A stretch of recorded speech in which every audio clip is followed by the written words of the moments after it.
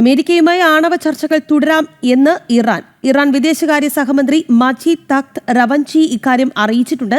മധ്യസ്ഥ രാജ്യങ്ങൾ വഴിയാണ് ഇറാൻ നിലപാട് അറിയിച്ചിരിക്കുന്നത്. തുടർ ആക്രമണങ്ങൾക്ക് സാധ്യത ഇല്ല എന്ന് US ഉറപ്പുവരുത്തണമെന്നും ഇറാൻ ആവശ്യപ്പെടുന്നു. സമാധാനാവശ്യങ്ങൾക്കായി ആണവ സമ്പുഷ്ടീകരണം നടത്തുന്നത് സംബന്ധിച്ച് ചർച്ചകളാകാമെന്നും ഇറാൻ അറിയിച്ചിട്ടുണ്ട്. വിവരങ്ങളുമായി ഐസൻ ജോസ് ഉണ്ട്. ഐസൻ, വിശദാംശങ്ങൾ.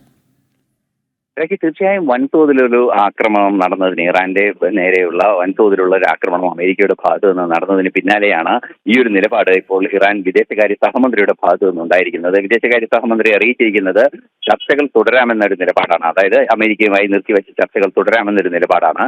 പക്ഷേ ഒരു കണ്ടീഷൻ എന്ന നിലയിൽ, അല്ലെങ്കിൽ ഒരു വ്യവസ്ഥ എന്ന നിലയിൽ ഇനി ആക്രമണങ്ങൾ ഉണ്ടാകില്ലെന്ന് ഉറപ്പുവരുത്തണമെന്ന ഒരു ആവശ്യവും മുന്നോട്ട് വയ്ക്കുന്നുണ്ട്. നമുക്കറിയാവുന്നതാണ്, ഈ കഴിഞ്ഞ ദിവസം അല്ലെങ്കിൽ മണിക്കൂറുകൾക്ക് മുമ്പാണ് ട്രംപ് വ്യക്തമാക്കിയത് ഇറാനിലെ ആണവ കേന്ദ്രങ്ങളെല്ലാം തന്നെ പൂർണ്ണമായും തകർക്കാൻ സാധിച്ചു, സമ്പൂർണ്ണമായും ഇറാനെ ആണവ രാഷ്ട്രമാക്കി മാറാനുള്ള, ആണവ രാഷ്ട്രമായി മാറാനുള്ള ആ നീക്കത്തിൽ നിന്നും പൂർണ്ണമായും തടയാൻ സാധിച്ചു എന്ന് വളരെ കൃത്യമായി ട്രംപ് ഇന്നലെ അറിയിക്കുകയും ചെയ്തിരുന്നു. അതിന് പിന്നാലെയാണ് തുടർ ചർച്ചകളാകാമെന്ന ഒരു നിലപാടിലേക്ക് ഇറാൻ ഇപ്പോൾ എത്തിയിരിക്കുന്നത്. സ്വാഭാവികമായും നമുക്കറിയാവുന്നതാണ്, ആണവ കേന്ദ്രങ്ങളിലെ പരിശോധനകൾ ഉൾപ്പെടെ നടത്തേണ്ടതുണ്ട്. അത്തരത്തിലുള്ള സംഭവങ്ങളെല്ലാം തന്നെ കൃത്യമായി നടത്തിയതിനു ശേഷമായിരിക്കണം ആത്യന്തികമായി ഇറാൻ ആണവ സമ്പുഷ്ടീകരണം നടത്തി അത് ആയുധവൽക്കരിക്കാനുള്ള നീക്കങ്ങൾ നടത്തുന്നില്ലെന്ന് ഉറപ്പുവരുത്തേണ്ടത്. ആ നടപടികളിലേക്ക് കാര്യങ്ങൾ മുന്നോട്ട് പോകുന്നു എന്നാണ് അറിയാനും സാധിക്കുന്നത്.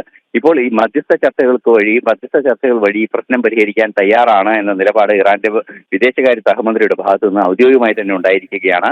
ഈ നിർദ്ദേശം മാത്രമാണ്, അതായത് പ്രധാനമായും ഈ തുടരാക്രമണം ഉണ്ടാകില്ല എന്ന് ഉറപ്പുവരുത്തണം എന്നൊരാവശ്യം മാത്രമാണ് ഇറാൻ മുന്നോട്ട് വയ്ക്കുകയും ചെയ്യുന്നത്.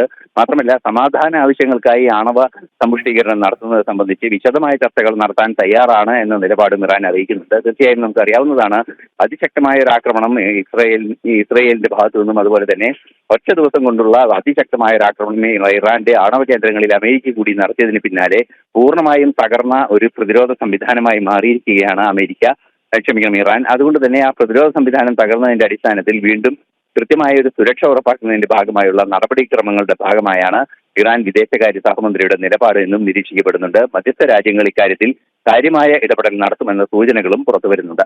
അമേരിക്കയുമായി ആണവ ചർച്ചകൾ ആകാമെന്ന നിലപാടിലാണിപ്പോൾ ഇറാൻ. തുടരാക്രമണങ്ങൾ ഉണ്ടാകില്ല എന്ന് അമേരിക്ക ഉറപ്പാക്കണമെന്നുകൂടി അഭ്യർത്ഥിക്കുന്നുണ്ട്. വിശദാംശങ്ങൾ നൽകിയത് ഐസൺ ആണ്.